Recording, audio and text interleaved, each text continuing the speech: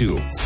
WBSM presents The Tim Weisberg Show, streaming live on WBSM.com and the WBSM app.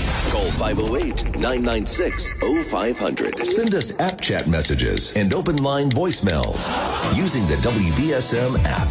Now, The Tim Weisberg Show.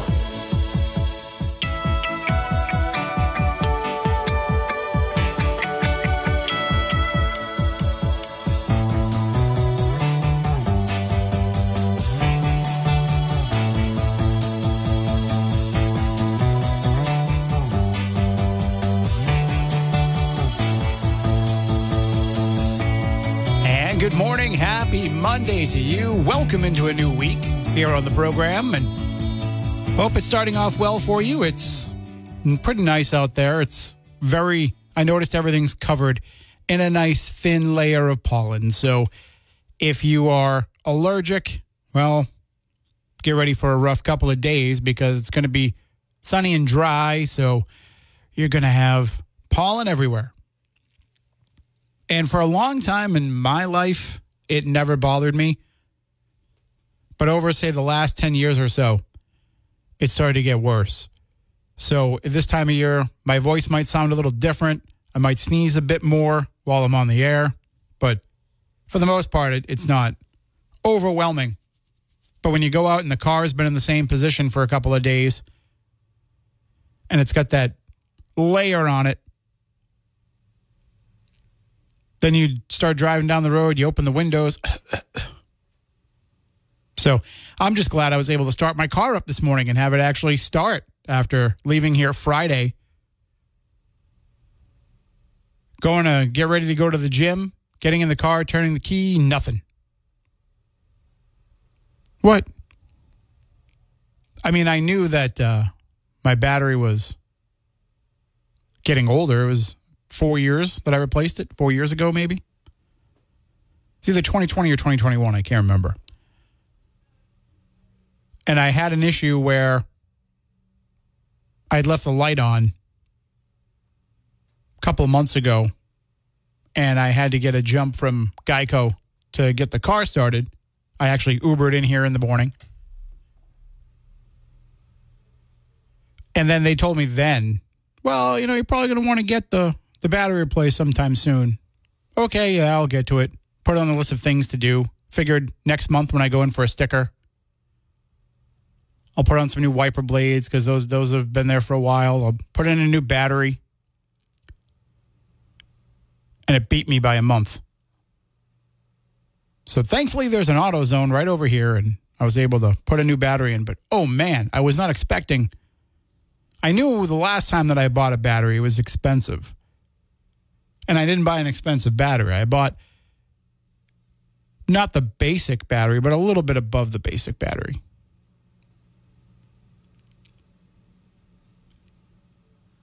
And I think I paid about $170. This one I paid $250. So pretty expensive, but I guess worth it to be able to start the car in the morning and get to work.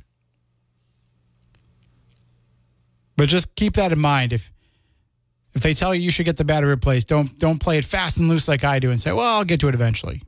Because if you're like me, you forget. Or you start creating these goalposts that you want to meet that fate will say, nope, that's not going to work. So we'll be joined, I believe, this morning, later on in the 8 o'clock hour by Jack Spillane. He had an appointment a couple weeks ago, and then, of course, we were off last Monday for observance of Memorial Day. So he'll be joining us today, and he has a pretty lengthy but in-depth piece at newbedfordlight.org about the city's retirement board and the cost of living adjustment for those who are retirees on a city pension.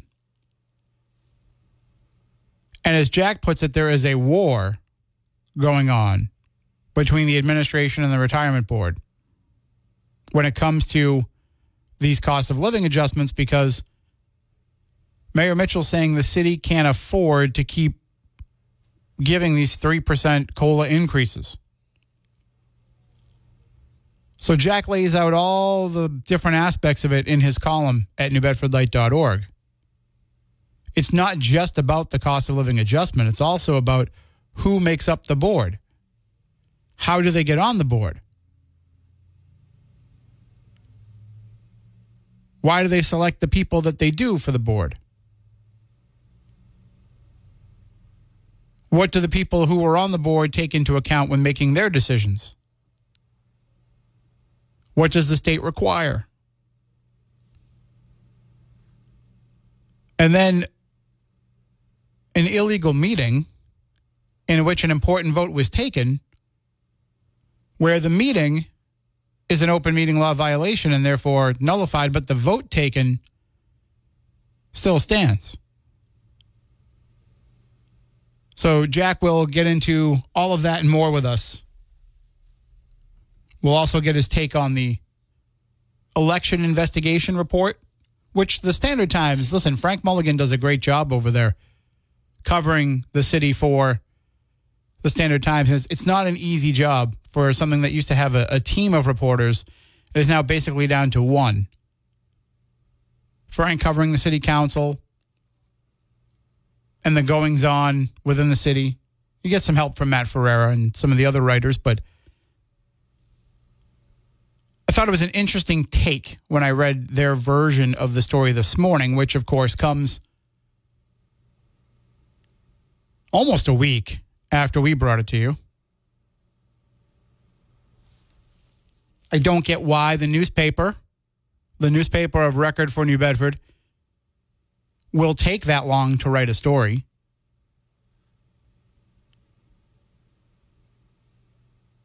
I mean, I turned mine around in 3 hours. We got it just before I went off the air on Wednesday morning, maybe about 8:45. Obviously, I'm not working on it until I'm off the air at 9. When I get off the air, I usually have to use the restroom. Somebody's waiting for me to meet with them about something. Check in with Ariel, talk to her, as she arrives about some of the plan for the day. So it's probably closer to 10 that I sat down to actually start writing it. But I still had it out around noon. It was published by the time Barry went on the air at 12:15. Why does the Standard Times need 4 days? I'm sorry. Wednesday, Thursday, Friday, Saturday, Sunday. 5 days.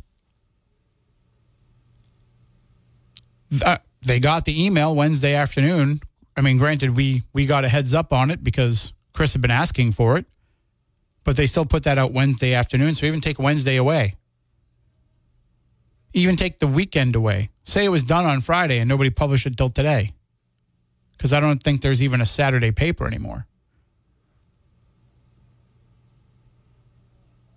I don't know. I just don't get it. And again, that's nothing to do. I don't blame Frank for that.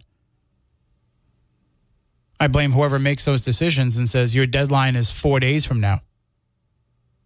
Or worse, he wrote it as soon as he got it, and they took 4 days to publish it. But anyway, that's beside the point. Their take on it, their angle on it was the people who complained about not being able to get the ballot of the party that they weren't enrolled in.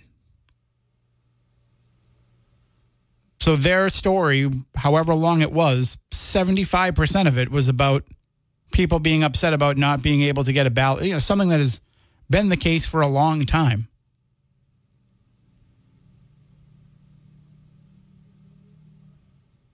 And it addresses the issue with the Republican ballots. It addresses the issue with restocking ballots. I don't even know if it mentioned the issues with the machines. Didn't talk much about the solutions that were proposed and what the city's doing about it. So just an odd take on what people want to act like isn't an important story, but actually is.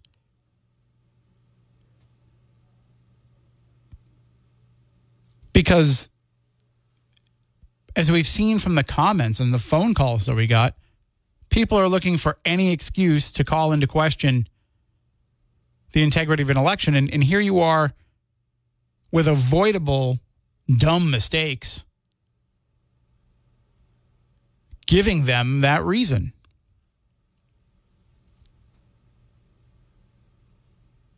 So you would think things like a double check to make sure ballots are in the bag would be a no-brainer.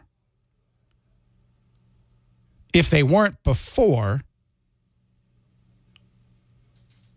they certainly should have been after the 2020 presidential election. And so I don't know. I just don't get why that was the angle that was taken. And that's not to say, compare the article I wrote compared with the article that the Standard Times wrote. I'm saying, how did two different people look at that story and one comes away and says, this is the main crux of this, and the other person says, this is the main crux of it? Anyway, 508-996-0500. Also want to let you know, too, that in case you missed the announcement on Friday, we have up at WBSM.com and on the app your chance to win a pair of the hottest tickets of the summer. Lana Del Rey, who, if you don't know who she is, I guarantee you there is a person in your life who she is their ultimate performer, the person they most want to see live. And this show sold out. It's at Fenway Park. I believe June 19th. Huge show. People have been scrambling to try to find tickets, but like I said, it's sold out. But we have some to give away. And you can enter to win those at WBSM.com and on the WBSM app. So like I said, even if it's not somebody that you know, somebody in your life wants those tickets. So whether it be you enter for them to try to win or you let them know about it.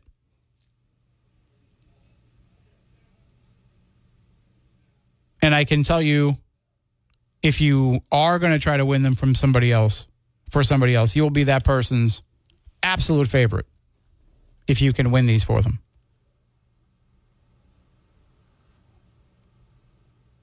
It's another great Fenway show. Fenway had been slowly building up to being a concert venue. They'd have one or two big concerts every summer, but now they've got a ton of stuff going on. But this is a one-night only special event. And thanks to Stevie's Wine and Spirits in Fairhaven for making Tim's tickets possible so we can give away tickets all summer long and throughout the fall. However, if you didn't hear the announcement, one of the concerts that we were going to have tickets to give away to is now off the board.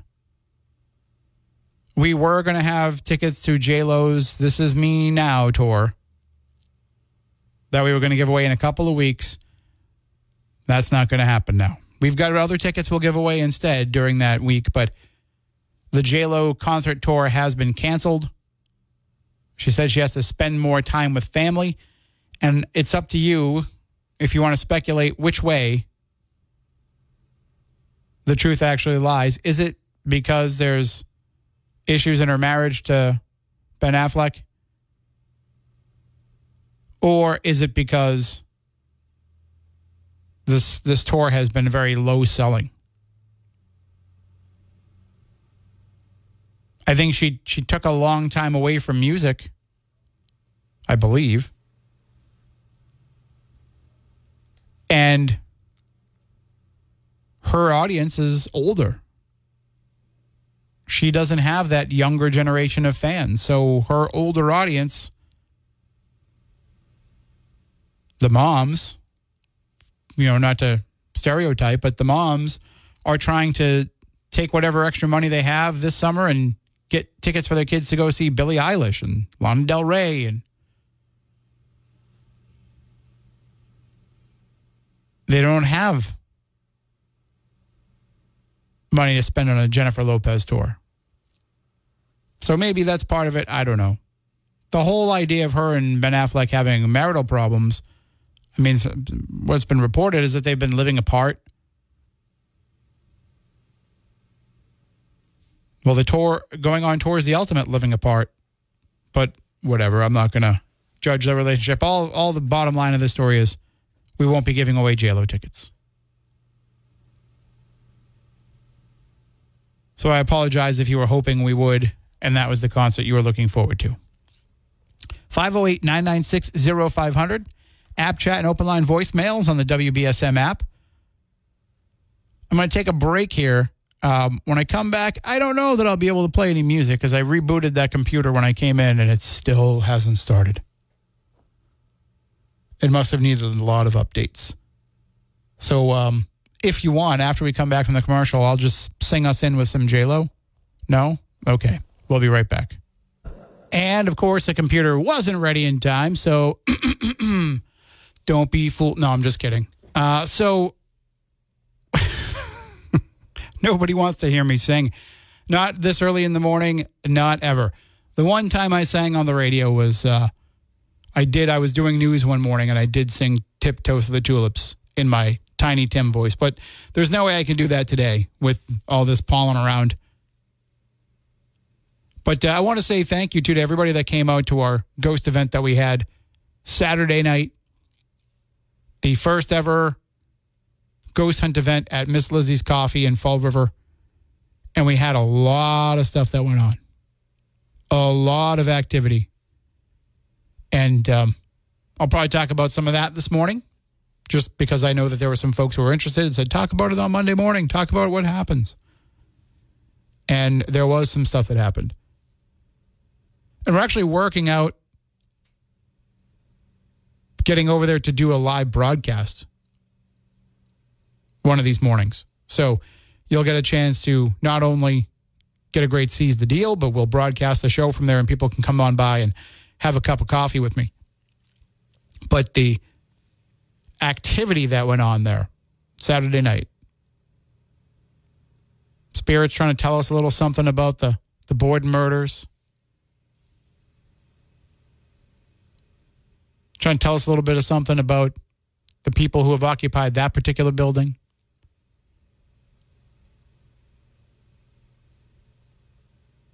And one of the coolest moments was at the very end. And anybody who knows this building knows that it is attached to a tragedy that happened. And we might have had one of those spirits who are victims of that tragedy come to us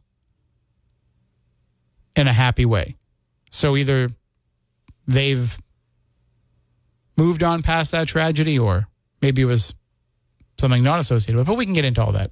Right now, though, it is time to get into the newsroom and get all of the headlines of the day from Phil Devitt.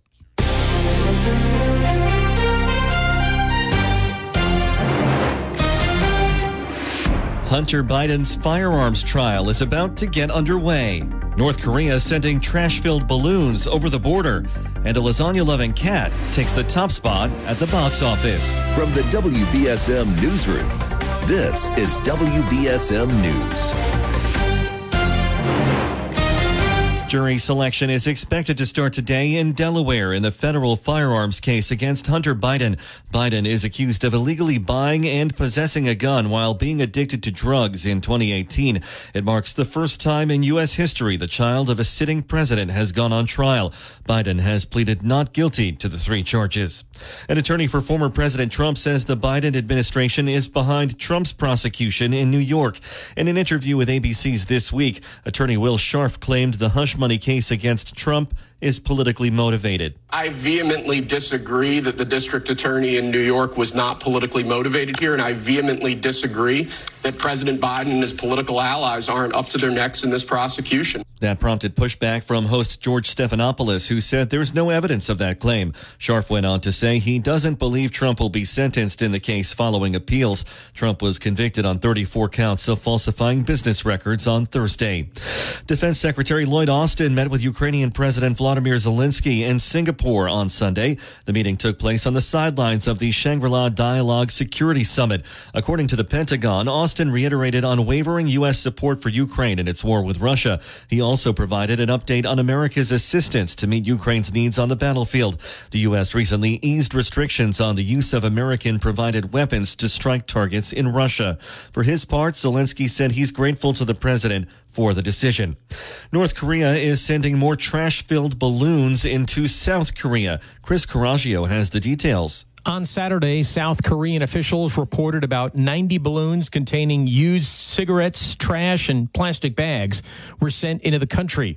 Earlier this week, North Korea sent another 260 balloons filled with trash and excrement over the border. The balloons were sent in response to South Korean activists launching their own balloons that carried anti-North Korean leaflets. I'm Chris Coraggio. An Ohio billionaire has plans to take a submarine down to the remains of the Titanic.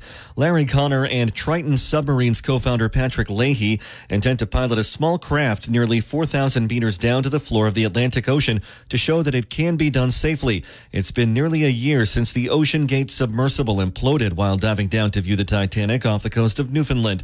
5 people, including Ocean Gate CEO Stockton Rush, were killed in the incident. And the Garfield movie is dominating the box office. The family film based on the iconic comic strip grossed an estimated $14 million over the weekend.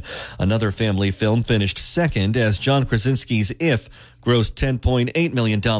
Meanwhile, the latest entry in the Mad Max series, Furiosa, finished with a disappointing haul of $10.7 million in its second week of release. Kingdom of the Planet of the Apes finished fourth with $8.8 million, and The Fall Guy finished fifth with $4.2 million. WBSM Sports. The Red Sox fell to Detroit 8-4. They're at Fenway to play the Atlanta Braves on Tuesday night. And NBA Finals Game 1, Celtics and Mavericks, Thursday night at TD Garden in Boston. Now, your ABC 6 South Coast forecast, brought to you by C Street. Beautiful weather to start the new month. The South Coast will warm up to about 84 degrees today. Clear skies and sun above. Tonight, we get down to a low of 56 degrees. Another sunny and comfortable day on Tuesday. After some AM fog, a high of 74. More sun on Wednesday and the possibility of showers on Thursday and Friday. The weather on WBSM is brought to you by C-Streak. Whether it's a daycation or a staycation, get there with C-Streak. Visit cstreak.com for reservations to Martha's Vineyard or Nantucket. I'm Phil Devitt for WBSM News. Stay up to date with New Bedford's news talk station, WBSM, and get all of our content and breaking news alerts with the WBSM app.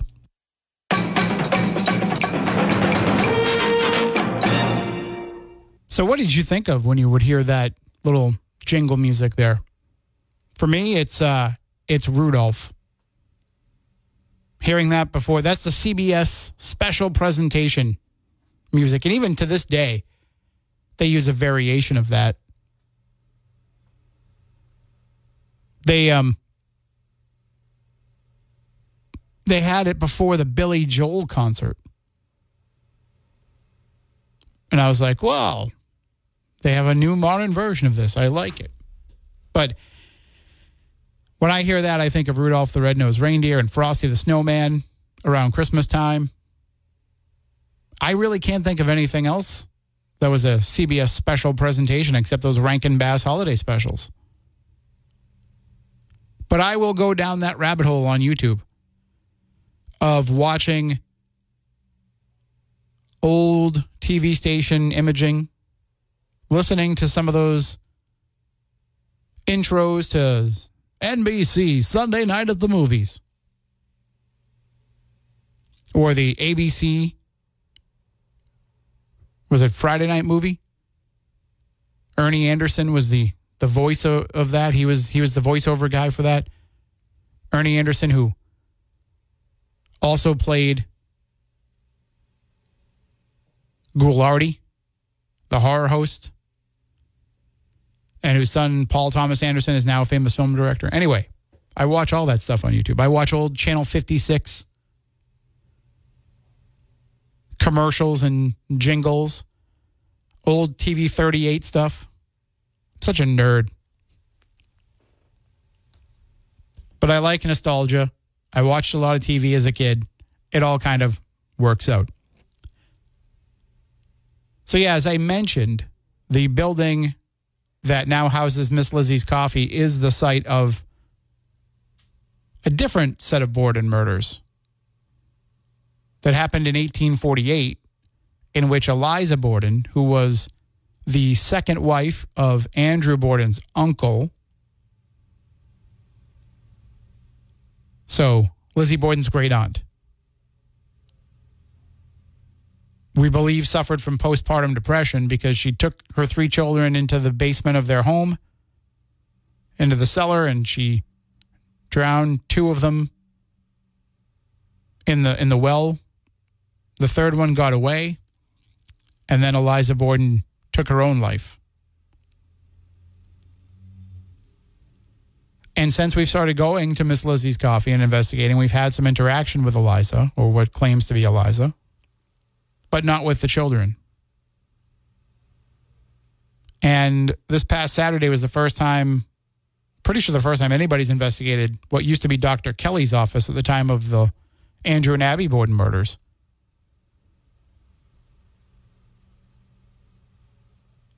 And so I kept kind of explaining that if we encounter anything that says that it's a child, it doesn't necessarily mean that it's Eliza Borden's children, because Dr. Kelly was a pediatrician. So lots of children came through this office.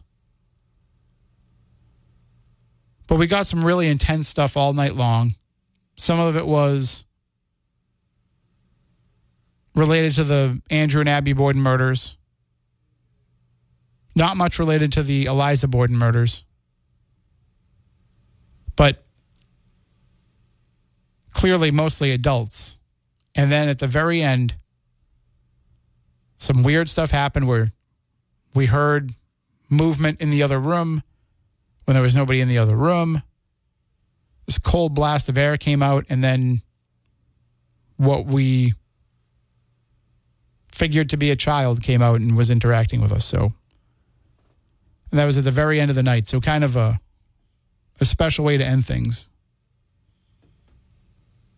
And for those of you who believe, great. For those of you who don't believe, that's fine too.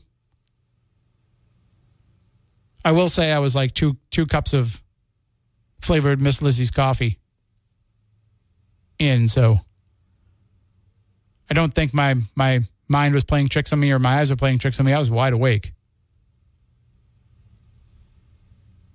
Despite that it was, after midnight. But either way, it's a cool place to go and check out, and Joe, the owner, is happy to talk with you about the history if he's there. They have books there for you can sit, get yourself a cup of coffee, and sit in their little sitting room area, and they've got Lizzie Borden books for you to read. It's a great place to go if you are interested in the Borden case. And we'll be talking more about it if we get to go over there and do a live show. We'll certainly be covering a lot of that when we are there. 508-996-0500. I'm still waiting for my computer to start up so I can play music. So if I'm going to take a break here in a moment, we probably won't have any music when we come back. It was updating. It was at 100%. Then it went down to 30%. Then it went down to 0%. Now it's on cleaning up. Now it's at 100% cleaning up, but it's been on that for a few moments. So anybody that's had to restart a computer that needs updates, we do this every week. We restart at least once a week. But I'll be singing when we get back. 508-996-0500. App chat, open line voicemails open on the WBSM app. We'll be back in a few. So welcome back in, 508-996-0500. In case you missed it on Friday, We have the story at WBSM.com and on the WBSM app that New Bedford is getting its first Jersey Mike's sub shop. So the Jersey Mike's is going to open over in the, Riverside Landing? Is that what it's called? The plaza, the Market Basket Plaza, and, over where they have the Little Caesars and Great Clips and Snipes in that building, in the corner store of that building, which was formerly Capriotti's sandwich shop. Almost 10 years ago. Capriotti's was really good. I wish it had lasted. But then I guess there was a vitamin shop in there. That's going to be the home of New Bedford's first Jersey Mike's. And they're the owners who also own the Dartmouth, Fairhaven, and the Middletown, Rhode Island stores. They are looking for, it's Chris and Netta Hall and their daughter Caroline Simmons. They're aiming for a September 4th opening. So by the fall, New Bedford will be able to get its Jersey Mike's right here in the city instead of going to, right there in the city, because the Jersey Mike's in Fairhaven is right in front of me. So if you are a fan, you are probably very excited. If you've never tried them, maybe this will be your chance to get out there and give them a whirl. Probably my favorite of the chains, D'Angelo and Jersey Mike's, kind of tied at the top. 508-996-0500. Good morning. You're next on WBSM. Good morning, Tim. How you doing? How are you? Oh, I'm good. I'm getting ready for work, but there were two things I wanted to say. One, there was a yard sale going on my street before I went to work yesterday. Because I went early, it was first dibs. Nice chance to look around and see what they had. Because I haven't been to a yard sale like in 2 years, maybe even longer. And I do like them from time to time. Well, when I walked in, I had no intention of buying anything.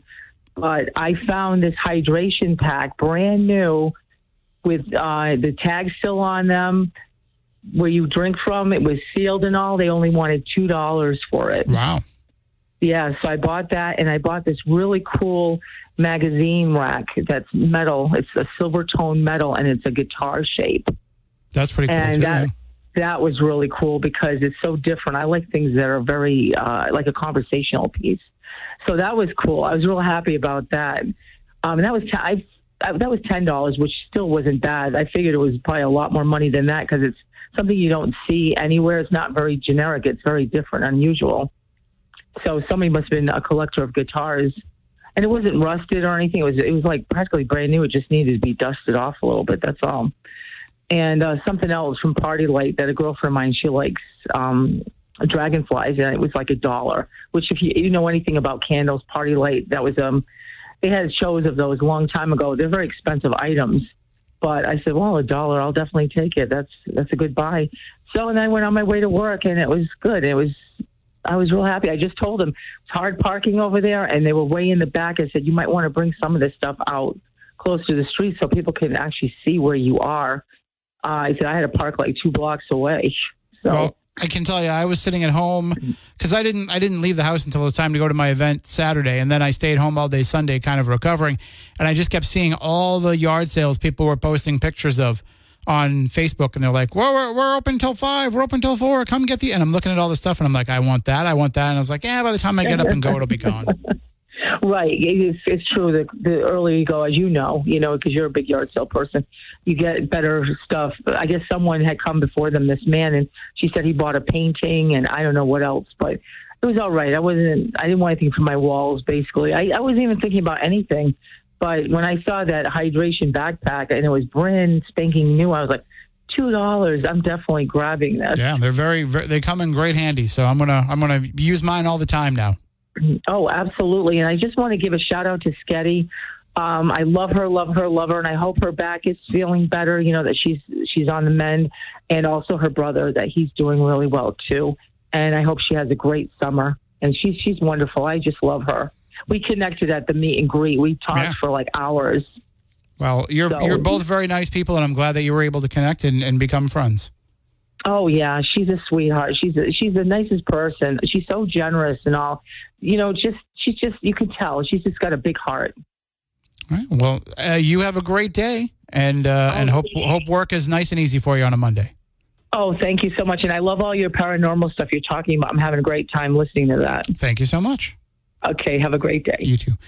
And if you want to call in, 508-996-0500. And, that's one thing that I was thinking about over the weekend as I was looking at those photos on Facebook of those different yard sales is, has social media ruined some of the fun of yard selling? I mean, for me, it was always about getting in the car. I would get up on a Saturday morning.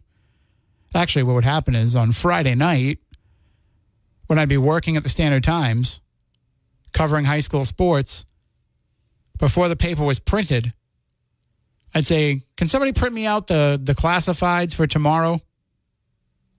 Because, they'd be doing all the layout of everything. And I just want to see what the yard sales are for tomorrow.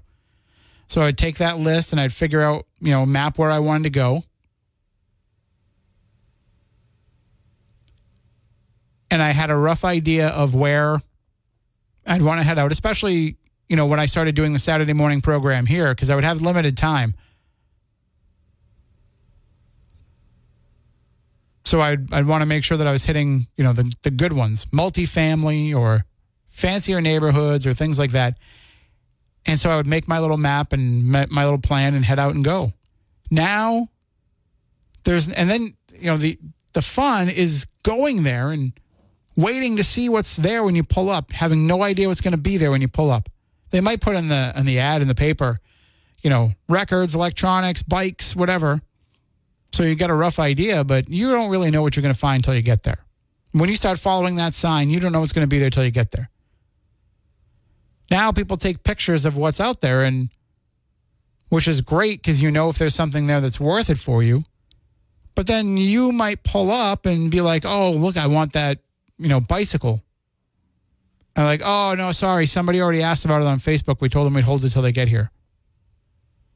Oh, okay. Or the other part of it is you see the bicycle and you're like, I'm going to go to that one because I want to go. I'm not going to ask them to hold it for me because that's not fair. But then when you get there, it's already gone. So it's kind of taken some of the thrill of the hunt out of going out there and yard selling. It's also taken out some of the need for yard sales in a lot of cases because people put stuff up on Facebook and it won't even make it to the point where they're putting it out on their front yard. And if I can just make a suggestion to people, when you walk into a Home Goods or a Michael's or I don't know where else you get this stuff, but when you see these like wall decorations, like it looks like an old rustic sign that says something about your family or how blessed you are or any of that kind of stuff. When you see all that, you don't have to buy it and bring it home because invariably it ends up in your yard sale a couple of years later. You've never hung it up and now you put it out in your yard sale. And nobody at your yard sale wants it either. They may buy it and think they're going to do the same thing and then it'll be at their yard sale a couple of years later. So end the vicious cycle. Don't buy those things unless you actually want to hang them up. 508-996-0500. We'll be right back. All right. Well, we only have about a couple of minutes left here before we're going to go into the news. Before we do that, though, if you are waking up this morning and you're thinking to yourself, another day wasted, another day where I'm not going to be able to earn some money, or maybe you're going to get up and go to work, but just realize you don't have enough money and you need a second job, or maybe it's your job to take care of the kids, but you're just unable to afford life being a stay-at-home parent. Or maybe you're a retiree and you're just looking for a little something to do to make your days go by faster. All of those situations and many others are a perfect fit to work for Tremblay Bus Company. They're looking for bus drivers, bus monitors, van drivers. You don't even need a CDL to apply to work there because if you are willing to learn, they are willing to train you. So if you would like to help get students to school next year, get them there safely, get them there on time, and put some money in your pocket, Tremblay Bus Company is the place that can help you do that. You want to find out more or to apply? Go to tbcbus.com, Tremblay Bus Company, tbcbus.com, and you can get applying. You can start applying today and be ready to go by the fall. So tbcbus.com. All right, that will wrap up hour number 1. Next hour, you and I, 508-996-0500, app chat and open line voicemail on the WBSM